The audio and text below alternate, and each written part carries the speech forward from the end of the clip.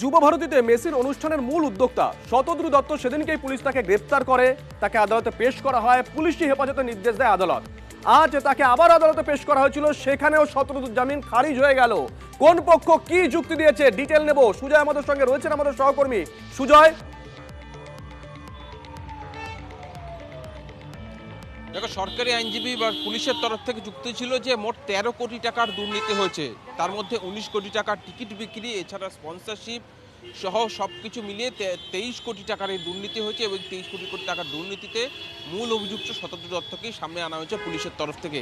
তার পাশাপাশি বলা হচ্ছে যে শতদ্রু দত্ত একজন অত্যন্ত প্রভাবশালী ব্যক্তি, তার জামিন এই মুহূর্তে যদি দেওয়া হয় তাহলে তদন্ত প্রভাবশালী হবে এবং এই ঘটনার পর শতদ্রু দত্ত পালানোর চেষ্টা করছিলেন, সেই কথাও কিন্তু বলা হয় যে বিমানবন্দর থেকে পালিয়ে যাওয়ার চেষ্টা করছিলেন।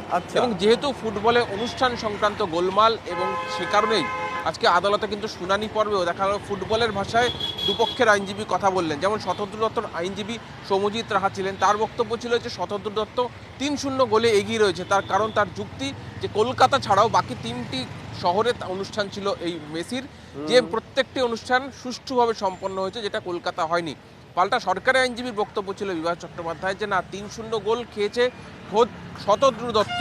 তার কারণ বাকি 3টি রাজ্যের ক্ষেত্রে বাকি 3টি শহরে একটা পেশাদার সংস্থাকে নিয়োগ করা হয়েছিল অনুষ্ঠানের জন্য, যেটা কলকাতায় করা হয়নি। এবং এই গোটা দুর্নীতির টাকা নিজের পকেটে ভরেছেন এই শতদ্রু দত্ত। দুপক্ষের সওয়াল জবাব শেষে 9 জানুয়ারি পর্যন্ত জেল হেফাজতে রাখার নির্দেশ দেওয়া হয়েছে শতদ্রু দত্তকে। ধন্যবাদ সুজয়। পাল্টা দেখা গেল